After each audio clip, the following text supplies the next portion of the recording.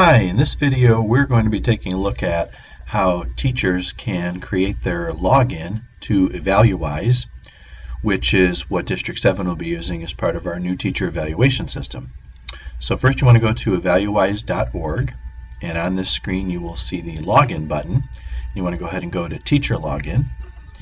Now you have not been provided that yet, but in this case you want to just go ahead and skip that and do want to do a reset password.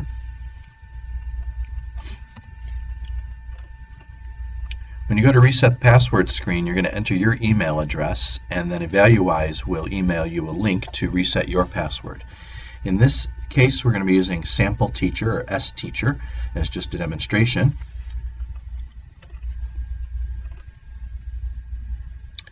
And now an email has been sent to the sample teacher inbox. I'm going to go to that inbox so you can see that has come. This is the email you'll receive. Once you open that email, you can click this link to reset the password. It's going to take us back into the Evaluwise system, and here you can put in a new password of your choosing.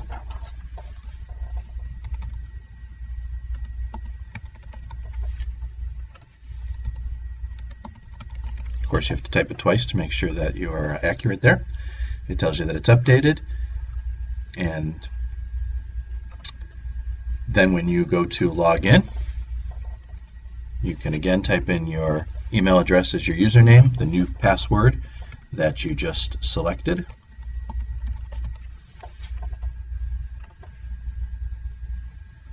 And now you are on the teacher dashboard to see the various evaluations, which will be covered in the next video. Now, in this view, the teacher is looking at the teacher dashboard within Evaluwise, and let's say that they have a formal observation schedule that's coming up. Here in the upcoming dates section, you can see that the pre-conference, the formal observation, as well as the post-observation conference have already been scheduled by an evaluator. This is all viewable within a calendar, which we can also sync with our Google calendars. We'll cover that in the future training, but that can happen for our convenience.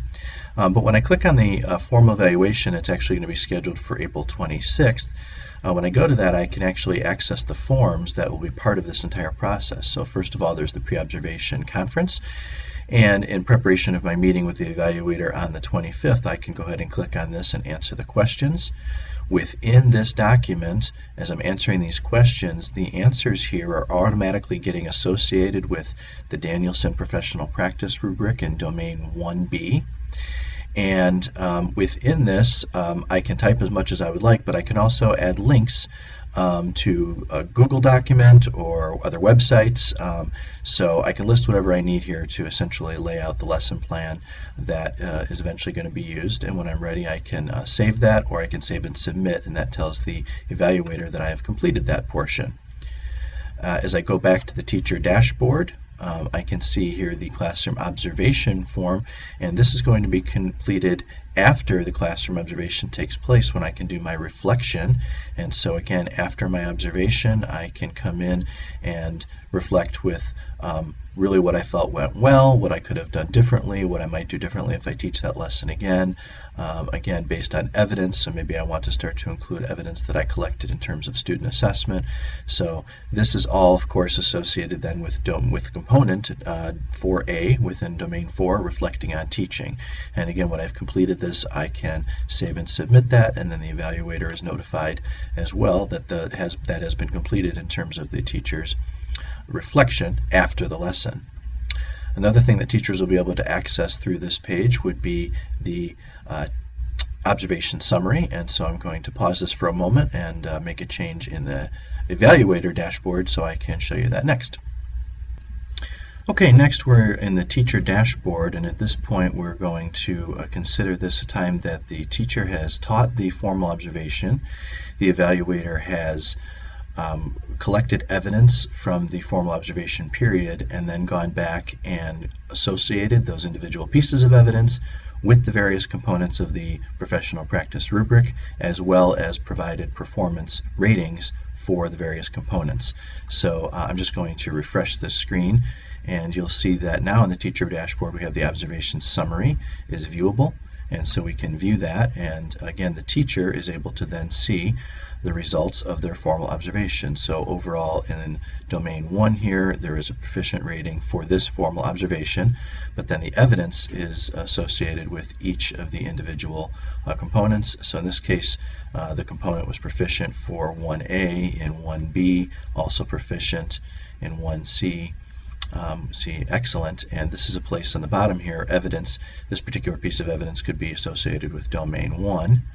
And as we keep scrolling down, we'll see, for example, in domain 2, the overall domain is proficient. This particular component is proficient.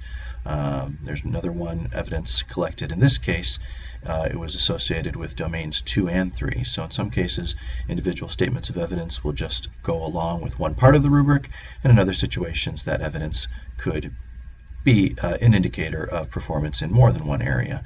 And so those pieces of evidence will be listed in 2 places or 3 places, really unlimited. As we continue to scroll through here, you can see both the rubric as well as the evidence listed, as well as the ratings. In an actual formal observation, even an informal observation, there'll be many, many more lines of evidence collected. This is simply to illustrate what it looks like from the teacher side of things. As we scroll to the end of the document, you will then see the place during the post-observation conference where the administrator as well as the teacher will be able to sign this electronically right on the computer screen. They can do it on their separate screens, and then that cannot be, that gets locked essentially after the form is signed digitally. If there are any changes that are necessary, the form gets unlocked and the administrator and the teacher need to re-sign the document. The next thing we want to show you is what your dashboard will look like if you have an informal observation. And so as we take a look at this page, I'm going to go back to the evaluation list, and you'll see now that the informal observation looks a little bit different in terms of this blue highlight. So the evaluator has come into my classroom and done just a short walkthrough, but is also collecting evidence right here in Evaluwise. And as I click on this, you can, oh, sorry, I don't have that set up to see yet. Okay, so in this case you can see the informal observation has taken place, but while the evaluator is looking at that evidence and associating it with the professional practice rubric as well as giving it a rating, I'm not able to see this as the teacher quite yet.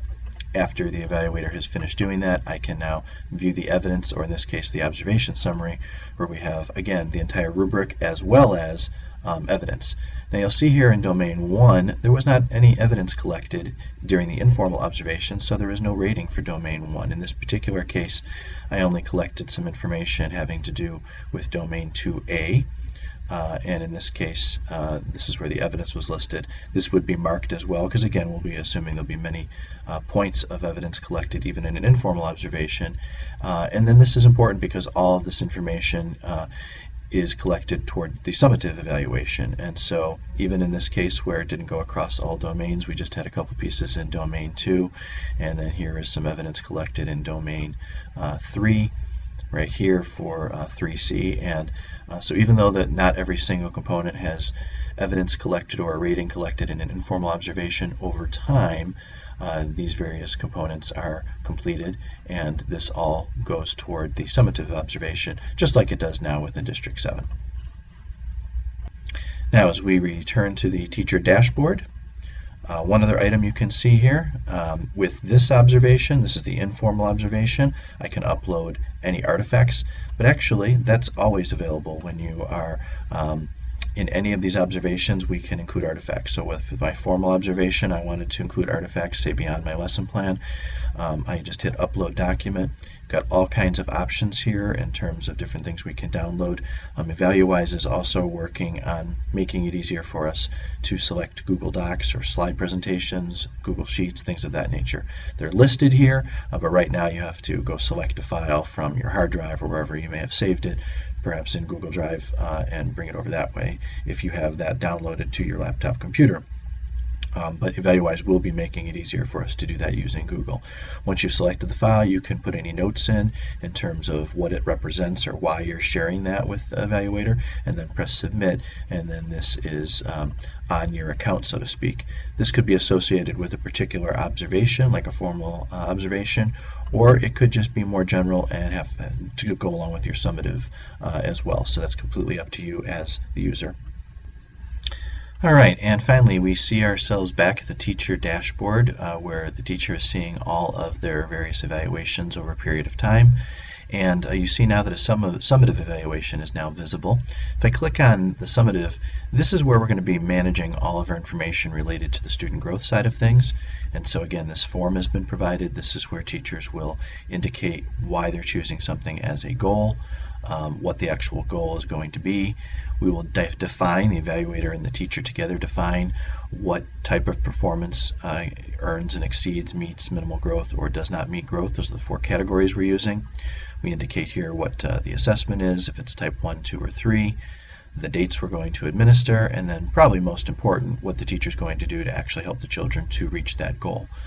Once all of this is completed, the teacher will hit save and submit, and then again this information is all saved within Evaluwise. Middle of the year, when the evaluator and the teacher need to get together, it's basically just providing an update, and again we can save and submit this, and it's all captured in terms of the time and date that mid-year meeting took place. And then at the end of the year there is the opportunity to do outcome of what the actual results were for that goal, and obviously reflection in terms of what the teacher learned from the experience, so that they can have that as part of the repertoire in the future. So this entire video is not the exhaustive training that we will be doing as we all get more familiar with Evaluwise, but it's just provided as an opportunity to provide an overview for all staff members and administrators as we move to using Evaluwise in order to implement our new teacher evaluation system coming up in the fall of 2016.